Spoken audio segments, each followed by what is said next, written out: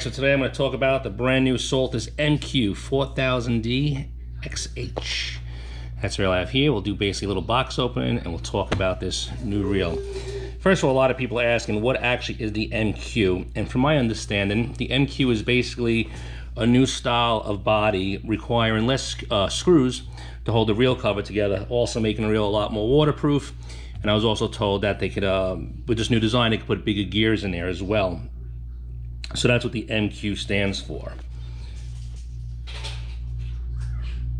One of the other features with the Saltist MQ is the air rotor, and basically the air rotor makes this reel lighter, stronger, and more balanced.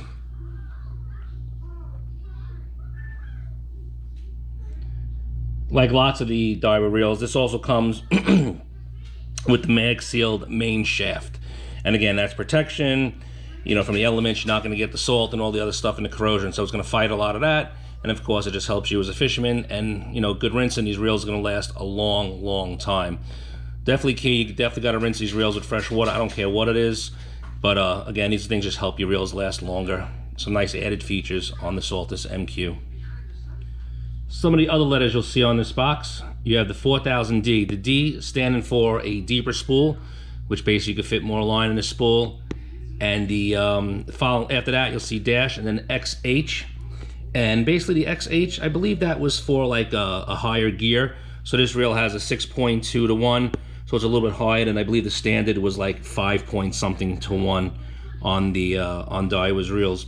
So again, that's for the deeper spool, and the XH is for the higher gear. So extra high, I believe it would stand for, and you have a little bit higher. And this one's a 6.2 to 1 on this reel. The line capacity, basically you can see it right here on the description on the box.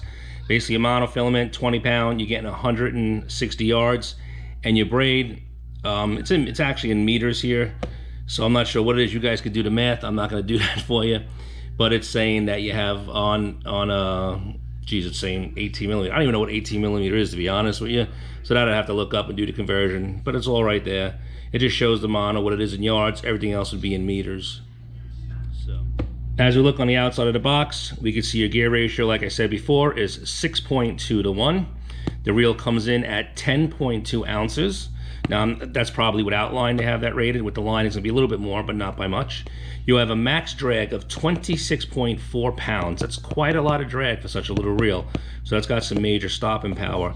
It says that each crank is gonna give you 39.1 inches of line retrieve, and the reel has 6 ball bearings. Let me put that a little closer to the camera so you can see that. And that's everything you need to know right there. There's all your information. Now we're gonna open up the box. I'm gonna check out this reel. All right, so here we go. This box has never been opened. It was mailed to me, and basically here it is. So let's get to it and check it out. As we open the box, here's all your instructions.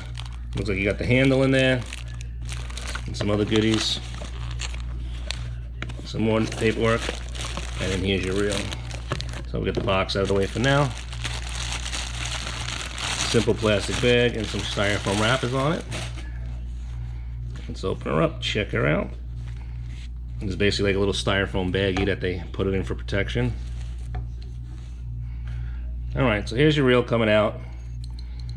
Got the nice metallic blue, your standard black. As you can see, the deeper spool in there. That is a fairly deep spool. Again, it's got some more information, anything else you need to know, it's all in there. Okay, and that looks like the line grip for your braided line. You rest on that little piece of rubber right there, and the line's not going to slip.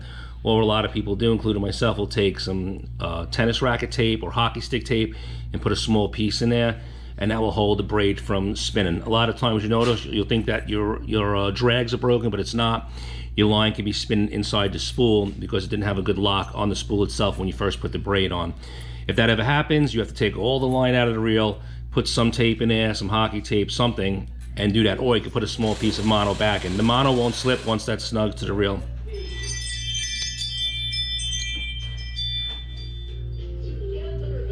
Alright, so now we're gonna come into where the handle is, and also all your instructions and everything.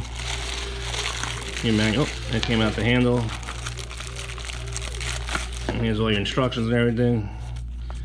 These little washers are to make the, it's like basically it's for the line, to make the line even on the spool. If you find it building more on the bottom versus the top, you could add these to have the line come in a little even.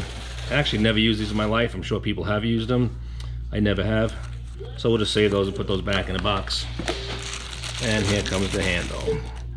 So a little difference on this handle is they have the aluminum round handle versus they usually have it's like a rubber T-handle, and it's just the round ball handle. This handle's extremely light. I don't know the weight on it, but it's a very, very light handle. So basically with those, you're just gonna pop it in here. Very important, do not strip out your screw at this point. And you pop it in there and you just start spinning forward. You wanna make sure it's going in well. If there's any resistance, do not force it. You do not wanna strip that. And that's basically your handle. What I can feel right now is an extremely smooth reel. And you can see the handle, you can see the rotation, and you can also see what the high rotation is. Like we said, it's a high-speed reel, as you can watch how many times that's going around from a rotation. So actually we'll do it together. So here, I'm set right up there. So here we go. 1, 2, 3, 4, 5, 6. There's just 6 spins and basically back where we were. So every crank of that handle, this is gonna spin 6 times around the reel. So there's a pretty high-speed reel.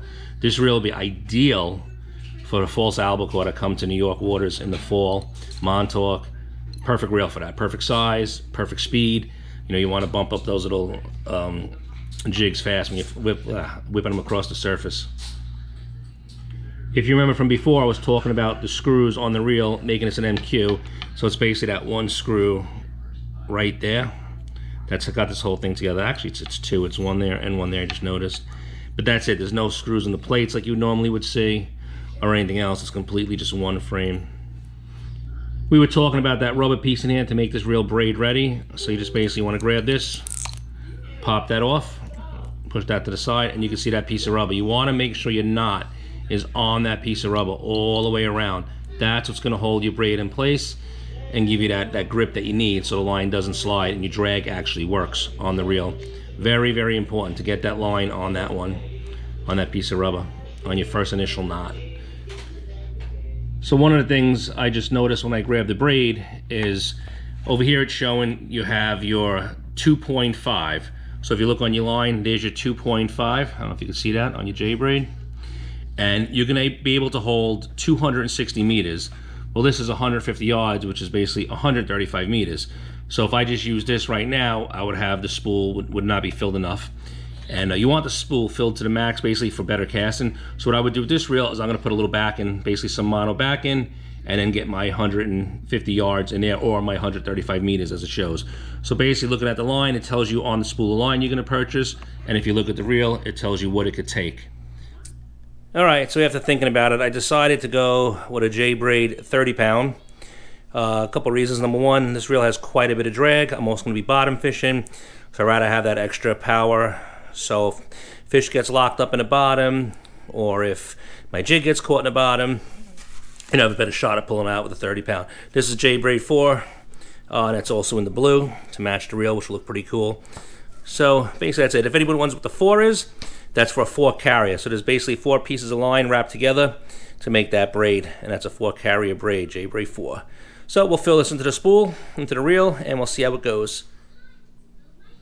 All right, so we're all filled with the fill. You can see how I got that filled. That's your 30 pound test.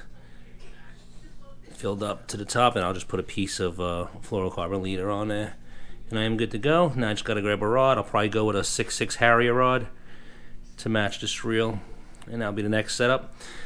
And hopefully when that comes in, I could do maybe a little setup with the reel, the rod, the jigs, and do a whole complete setup and show you how it looks. But so far, what I like, the reel is very smooth putting in the line. I really like everything about it so far. So next we got to get some fish to tug on it, and we'll see how it goes.